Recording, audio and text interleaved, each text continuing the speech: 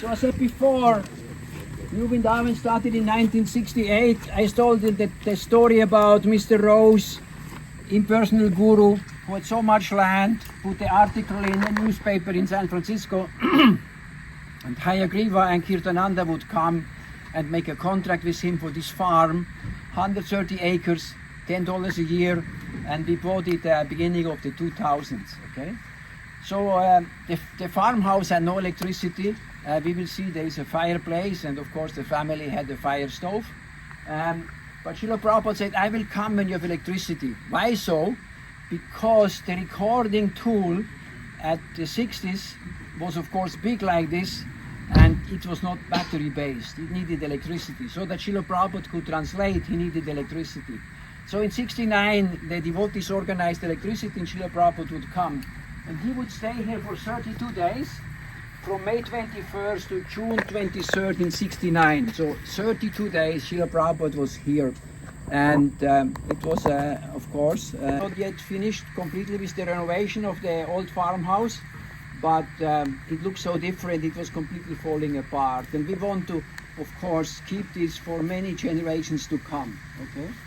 So you can see here that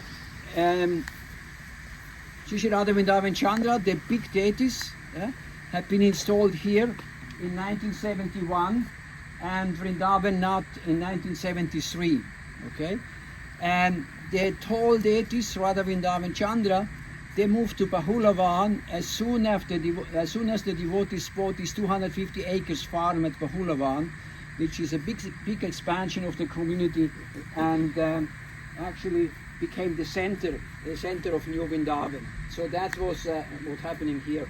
But if you see our altar, in front we have 3 smaller deities. On the left side, Radha Vrindavan Nath, the ones who have been here installed 1973. They have been worshipped by Radhanath Maharaj for 7 years. And in the middle you see very small deities. This here the first Radha Vrindavan Chandra. The devotees bought these small deities from a devotee in New York and worshipped them here before. So there you see them in the middle. On the right side we have Radha Madhava. I explained before that we had 4 temples in the past, and all the forms are now consolidated in our temple. Okay. When Srila Prabhupada came in 69, he was staying alone in the house. There have been different huts around. Somebody asked about the A-frame. Hayagriva was up there in the A-frame. They say Kirtanananda was down there in the big house, but there have been many little cabins. They are not there anymore. We have only about 3 over there in bad shape. It's about half a mile over there, still existing. Okay? So Srila Prabhupada, when he was here, he was giving lecture every night over there under an old persimmon tree. We have pictures where Srila Prabhupada on the long table has his arms like this, and he was speaking to the devotees, you know. The devotees say that Srila Prabhupada, when he came, he spoke about expanding New Vrindavan, 7 temples, buying land, and so on. And they say they could not understand Srila Prabhupada because they had hardly Lakshmi to buy boga. Because you can remember, no congregation, no donations. Hayagriva was a teacher or a professor at the university in Columbus, Ohio.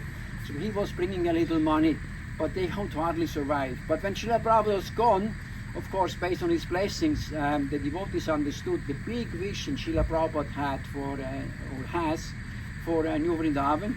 And then they have been working towards that, and whenever I had a chance, so then bought this big Bahulavan farm, which was the extension of the community and became the center of the community for many years. At Bahulavan also they built the first building themselves. It was a cow barn on the bottom. On the top they had actually accommodation for the grihastas. They went to the forest, cut the trees, milked the stem, and built actually this barn. But life was always very austere. As an example, over there is a little well, but it was never enough water for the devotees. So when they had so many devotees here, they had to go in the morning down into the valley, 10 minutes walk down. There is a natural waterfall, and take a shower under the waterfall. That was a lot of fun in the summer. Think about in the winter. And it was 15 minutes walking up. And down there also in Bahulavan, they had only outhouses, they had no bathrooms. So one of the Prabhupada disciples tell me that he had a little room like, what can I say, maybe 8 by 8 foot, you know. He had 3 children. He built a little shower in plastic. At least he could take the shower inside, it was a little warmer. Otherwise in the winter they had to go to the creek, smash the ice, take a bucket of water and actually take shower in actually this cold weather. New Vrindavan was very austere. You may have heard at breakfast they did not have oats. They had oat water. Oat water. So they had oats, boiled the oats in water, and that was their breakfast with a little Mahaprasad. But the Sunday feast was always incredible. So everybody was looking forward for the Sunday feast because that was the one day they could actually eat to their full content. And as of course these young people had always been so hungry, there are so many stories about stealing Mahaprasad. There is even a booklet, the Prasadam Addict. But the main story is a new temple we are now. There was one room only reserved for Mahaprasad. And if you do the parikrama, you see there was a little opening where they would give out Mahaprasad. But this one devotee, he would always go into the ceiling, go between, you know, the ceiling, open the ceiling tiles, go in there and steal Mahaprasad. But Kirtananda felt that he had to get married, okay? But he did not want to get married. So Kirtananda said, okay, fine. So one night he would put in a lady into the Mahaprasadam room. But when he would come and steal Mahaprasad, the next morning he said, you marry her. Okay, let's go inside.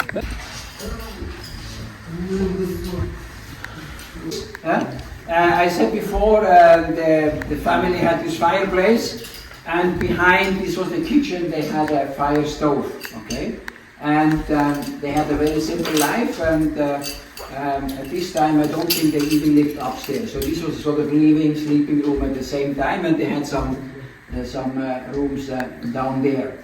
So the devotees expanded the temple room up to where Anutama Prabhu stays, and they built in this altar, and here the worship happened of Shri Radha Vrindavan Chandra initially, and then Radha Vrindavan Nath.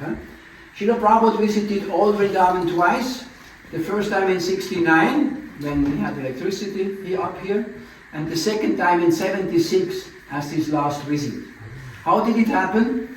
Radhanath Maharaj, Radhanath Prabhu then, he had a small black and white pictures of Vrindavan Nath.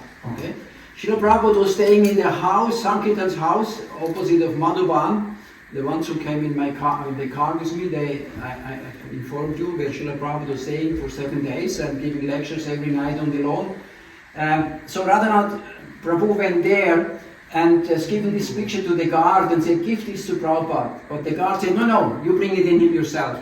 So Radhanath went in there, paid obeisances, and put this picture in front of Srila Prabhupada on his little desk. And Srila Prabhupada said, oh, who are they? And Kirtananda Swami was there and said, Srila Prabhupada, we have so many plans for you, we don't have time for these deities. Prabhupada said, no, I want to see them. So the next day, Srila Prabhupada was coming up to Old Vrindavan, and you can see here Radha Vrindavan Nath, and they had small Gornitai deities, and you see the altar which is here now. So that's the proof that Srila Prabhupada was coming here and visiting again Old Vrindavan. And they say that Srila Prabhupada came up, they had Guru Puja here, and after Guru Puja it was a standard that they would distribute cookies, but there had been no cookies. So Radhanath would go bring the offering for the deities and give it to Prabhupada, and Prabhupada would actually distribute the whole offering for the deities to all the devotees here. But when Srila Prabhupada came up, another thing happened. As we had the first farm community, first of all, Srila Prabhupada wrote so many letters what Srila New Vrindavan should do, And of course he set us up not just as a farm, he set us as a farm and a place of pilgrimage. We sometimes create some conflict, where do we have more emphasis, on the pilgrims or on the farm and so on. And we had the first cow in ISKCON. It was a black cow, and Srila Prabhupada named her Kalia. Okay. So when Srila Prabhupada came on in 69, in 76, this is the picture Srila Prabhupada came, and the Kalia was up on the hill, and the trees had been much lower. When Srila Prabhupada came about the horse ring, the cow would see Srila Prabhupada and she would run towards Srila Prabhupada. And the cowherd man here said to Srila Prabhupada, "This is Kalia." Srila Prabhupada said, "I know, because he has given her the name." Huh? But what happened is that the cow would turn around, they say, and the cow walked Srila Prabhupada to the house. Huh? So that was the connection between the pure devotee and the cow. You know, unbelievable. So, can I ask a question? Yes, please. Can you introduce what the other devotees know with Srila Prabhupada here? And anybody that you know? You know, I don't know too many of them. This is Adi Purush Prabhu, who was in New York City in Bhakti Center. Brahmananda Prabhu. Brahmananda Yes, Swami. Brahman. He didn't live here. Adi Purush Prabhu is still there in Bhakti Center. You can see him every day in the morning. Okay. He has a gun, by the way, if you look in the holster. Yes. The pistol, his dhoti and then the pistol. So. Who is that? Adi Purush Adi Prabhu. Purush. The one with the gun? The gun, Yeah. No. Yeah, we have another picture.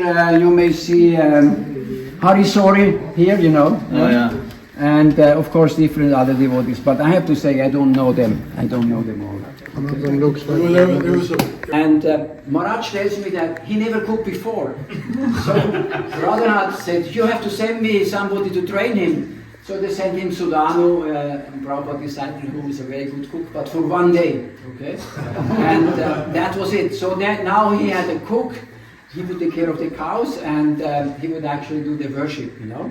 And of course, as they always cooked on wood then, the devotees never had the patience or the organization to let the wood dry properly. So if you use wet wood, it creates so much smoke. So Chandramouli tells me that after some time, when he was cooking there was so much smoke that he could not see anymore. So they had to send him away for 2 weeks and have given him some ointment so that he could regain his eyesight. Anybody heard about the motor gang attack so far? Yes. It's in Mahamaya's book, she describes it. Yeah. Mahamaya's in her Prabhupada is coming. Okay. So for the newcomers, the ones who never heard it shortly, there was a motor gang in Tennessee. The father, who was the head of the motor gang, had a daughter. The daughter had some connections with devotees, and the daughter disappeared. So the man was thinking that the daughter is in New Vrindavan. So he came with his motor gang, all on Harley Davidson, and everybody had a gun. Huh? They came to Bahulavan and they started to shoot. Through the windows into the temple, Vashana Maharaj got a shot, another devotee got a shot, he left his body afterwards. They called the sheriff was not even coming out, because Hare Krishnas and hippies and so on, you know. Yeah? They could not find the daughter. So finally they took 2 devotees and said, "You take a shovel, you go with us up on the hill, you dig your grave, we kill you, we shoot you, and you put you in there." Huh? But then the story says, what I heard, Radharani made so much noise that these people have been so afraid and they run away. Huh? Okay, and has never been seen again. But Vrindavan Chandra, he has a damage on his arm and a damage on his leg from this shooting, you know. They had to take off the deities and fix actually their damage, and it's still like this. We can still see this on the altar when they undress the Lord, you know. Yeah? So Kirtananda said, okay, from now on we have to protect ourselves. So they started to buy guns and started training the devotees so that they could protect themselves. But in one training, practically one devotee was shooting the other. So Kirtananda said, okay, we have to stop this, you know. From now on we do 24-hour kirtan, and that's our protection. And Radhanath Maharaj, he had the night shift from 10 o'clock at night to 3 o'clock in the morning. So he was the pujari, he would take care of the cows, and he had to go every night to Bahulavan, about 45 minutes walk. 3 o'clock, come back, take a shower, wake up the deities. He told me personally, he was sleeping about 1.5 hours a day. Huh? So that was his intense service, you know. He didn't sleep during the kirtan. Sorry? He he assured that he didn't sleep during his night shift. But one day he was so happy he had a horse. He had not to walk. Huh? So he was with his horse going down, galloping, whatever. But before Bahulavan there is a little river. Huh? And the horse stopped in front of the river. He would fly over into the water and he actually damaged his knee. He says that about 10 days he needed to heal his knee so that he could properly surf again. You know? So these are some of the new Vrindavan stories. Please. Just a question on that. And I see Sudhamu, and he's over this pot, big pot of sweet rice, bare-chested, and attached to him he's got this huge holster with this big 6 gun. Whoa! That was new. Okay, just your God is very strong. So the devotee said, why would you say that? So he revealed that he was actually the head of the motor gang. Huh? And part of his karma he got right away, so he was actually paralyzed and had to be in a wheelchair. And he could understand that his actions had not been the best for his future. You know? Mahamaya says that he actually, either him or one of the from the gang actually stood up, pushed Krishna over, forced the Pujari to push Krishna over, and then he stood up on the altar in Krishna's place and said, now you worship me. I never heard that. That's in Mahamaya's book, Prabhupada is coming. Okay, never heard that. Okay. So my question was always, who is living in this house? Eh? I can live in his house. No, I mean, Krishna is everywhere. Yeah. Srila Prabhupada is so present, but there is somebody else living here all the time. It's a black snake. Black snakes are actually not poisonous. They take care of the rats and the mice, okay? So I have seen her only once when I was trying to go down with pilgrims. She was taking a walk, okay? But when we had the 50th anniversary of the inauguration of Radha Vrindavanat, installation of Radha Vrindavanat, we came to clean the house, and of course now it's all new. She came down the ceiling, and we have her on a video, okay? But every year we would see somewhere her skin. Okay? So about 3 years ago, I came 3 times, and over there now it's all nicely plastered, whatever. There was a little opening in this wall on top of the fireplace, and a little skin was coming out of a snake. I said, this is the next generation. Most probably the mother is gone. I tell the story 3 times. I come back number 4. There is in front of the fireplace a skin like this, as long as the complete fireplace. I said, the mother is still here. So this year we had it over there on this window on the left side. The skin was just from the whole length of the window. Again, thick like this, you know. So we always say, what kind of soul is this that she can live in the holy Tirtha for so many years? Yeah? Wow. Wonderful. She's still there? Yeah, in spring we have seen it. Now when we all renovated, I don't know what the snake did, you know, yeah? Because before, of course, she could go up and down, and there have been openings everywhere, you know. So, yeah. So our plan is this midterm.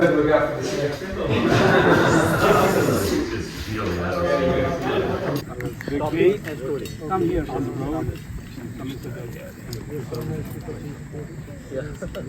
He said yes. Good.